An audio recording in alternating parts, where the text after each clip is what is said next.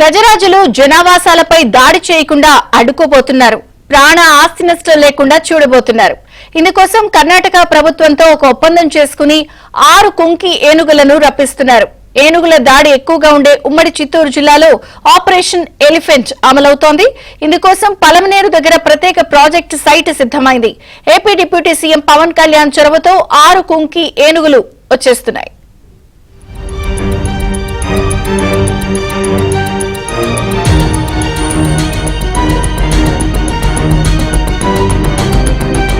ఉమ్మడి చిత్తూరు జిల్లాలోని తమిళనాడు కర్ణాటక సరిహద్దుల్లో మదపటి ఏనుగులు మరణ మృదంగం మోగిస్తున్నాయి. గజరాజుల పేరు చెబితేనే గడగడలాడే పరిస్థితి జిల్లా వాసుల్లో నెలకొంది. పదుల సంఖ్యలో అమాయక ప్రజలు ప్రాణాలు కోల్పోతున్నారు. ఎప్పుడు ఎలా వచ్చి దాడి చేసి ప్రాణాలు బలిగొంటాయోనని జనం బిక్కుబిక్కుమంటూ కాలం వెళ్లదీస్తున్నారంటే పరిస్థితి ఏంటో అర్థం చేసుకోవచ్చు. అడవి ఏనుగుల దాడితో 10 సంవత్సరాల కాలంలో 22 మంది మృత్యువాత పడ్డారు. వేల ఎకరాల్లో పంట నష్టం జరిగింది. ఈ పరిస్థితుల్లోనే మదపటి ఏనుగుల నియంత్రణ కార్యక్రమాన్ని ఆంధ్రప్రదేశ్ ప్రభుత్వం ప్రారంభించింది. కౌండిన్య అభయారణ్యంలోని పలమనేరు ముసలిమడుగు వద్ద రాష్ట్ర ప్రభుత్వం ఆపరేషన్ ఎలిఫెంట్ పేరుతో బృహత్తర కార్యక్రమం చేపట్టింది.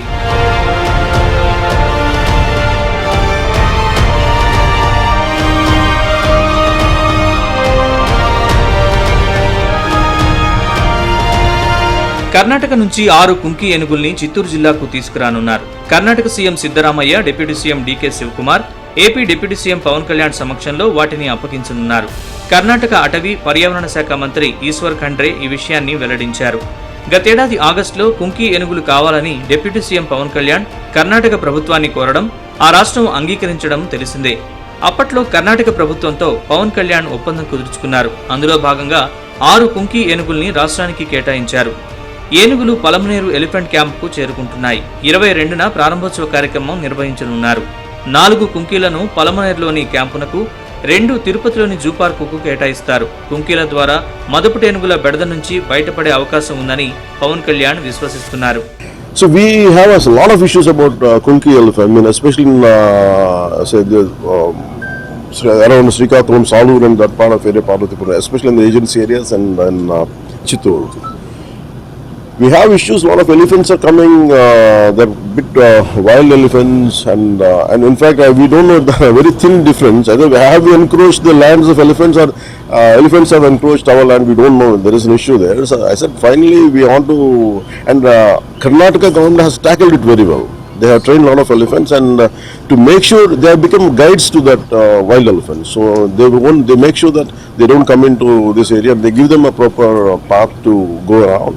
And I think that part would give some kind of safety and security for the farmers. ఈ క్యాంపు కోసం 50 ఎకరాల్ని కేటాయించగా ప్రస్తుతం 20 ఎకరాల్ని వాడుకుంటున్నారు. ఇక్కడ 4 కుంకి ఏనుగులకు అవసరమైన ఏర్పాట్లను పూర్తి చేశారు. ఎలిఫెంట్ బాత్, వాటర్ టబ్, షెడ్లు, కిచెన్, మావటి క్వార్టర్స్, రోడ్లు, సోలార్ విద్యుత్, నీళ్లకుంట, వాటర్ ట్యాంక్ వంటి సౌకర్యాలను ఏర్పాటు చేశారు. ఏనుగుల ఆరోగ్యం పరిరక్షణకు పశువుల ఆసుపత్రి, వాటిలో పనిచేసే పశువైద్య నిపుణుల కోసం ప్రతిపాదన పెట్టారు. మావటీలు ఒకరు కేరళ, మరొకరు తమిళనాడుకు చెందినవారు ఉండగా 6 స్థానిక మావటీలున్నారు. వారందరికీ క్వార్టర్స్ కూడా నిర్మించారు. కర్ణాటక నుంచి కుంకీలు వచ్చాక అవి స్థానిక వాతావరణానికి అలవాటు పడేలా చూసేందుకు కర్ణాటక నుంచి 2 మావటీలొచ్చి నెల రోజులు ఉంటారు. కాగా చిత్తూరు జిల్లా రామకుప్పం మండలంలోని ననియాలలో 2 కుంకి ఏనుగులు ఏళ్లుగా ఉన్నాయి. రాష్ట్రంలో అదే తొలి కుంకి ఏనుగుల కేంద్రంగా ఉండేది. కానీ ఆ 2 ఏనుగుల వయస్సు 60 ఏళ్లు దాటడంతో అవి అడవి ఏనుగుల్ని తరమడంలో ఉపయోగపడడం లేదు. ఎక్కడైనా ఏనుగుల గుంపు దాడికి దిగినప్పుడు కుంకీలను రంగంలోకి దింపుతారు. ఏనుగుల్ని తరిమి కొట్టడంలో అవి కీలక పాత్ర పోషిస్తాయి. ఏనుగుల గుంపును అడవిలోకి తిరిగి పంపించేంత వరకు అవి విశ్రమించవు.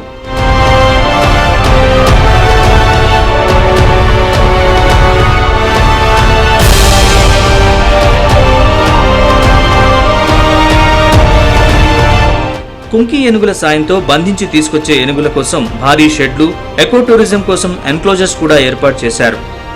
ఆపరేషన్ ఎలిఫెంట్ కార్యక్రమంలో భాగంగా కౌండిన్య అభయారణ్యంలో ఏర్పాటు చేసిన ఎలిఫెంట్ క్యాంప్లో అత్యంత కీలకమైంది క్రోలర్. దీన్ని భారీ కొయ్యలతో 30 అడుగుల ఎత్తు వరకు ఏర్పాటు చేశారు. బంధించిన మదపటి ఏనుగును ఆ క్రోలర్లో ఉంచడంతో అది శాంతించి సాధారణ ఏనుగుగా మారుతుంది. వాటినలా తయారు చేయడమే మావటీల కర్తవ్యం. చిన్న ముఖద్వారం గుండా ఏనుగుల్ని తీసుకొచ్చి వాటిని క్రోలర్లో పెట్టి ట్రీట్మెంట్ ఇస్తారు.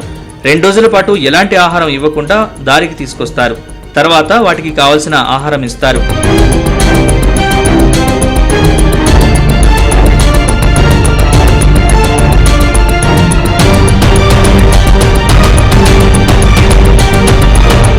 గ్రామాల్లో ఏనుగులకు 2-3 నెలల పాటు శిక్షణా కార్యక్రమం ఉంటుంది. తర్వాత ప్రత్యేకంగా ఏర్పాటు చేసిన భారీ షెడ్లలో వాటిని ఉంచుతారు. గజరాజుని చూడాలనుకునే సందర్శకుల కోసం కొన్ని ఎన్క్లోజర్స్ కూడా ఏర్పాటయ్యాయి. కొన్ని రోజులకే కుంకి ఏనుగులు, ఇతర ఏనుగులు కలిసి జీవిస్తాయి. రాష్ట్ర వ్యాప్తంగా ఎంపిక చేసిన 17 మంది ఉద్యోగులను కర్ణాటకలోని దుబ్బారా ప్రాంతానికి పంపించి శిక్షణ కూడా పూర్తి చేశారు. ఈ శిక్షణలో వారికి మదుపుటేనుగుల్ని ఏ విధంగా బంధించాలి, బంధించిన తర్వాత వాటికి ఏ విధంగా శిక్షణ ఇవ్వాలి, తర్వాత వాటిని బయటికి తీసుకొచ్చి మళ్లీ కుంకి ఏనుగులాగా ఏ విధంగా సంరక్షించాలి అనే అంశాలు నేర్పించారు.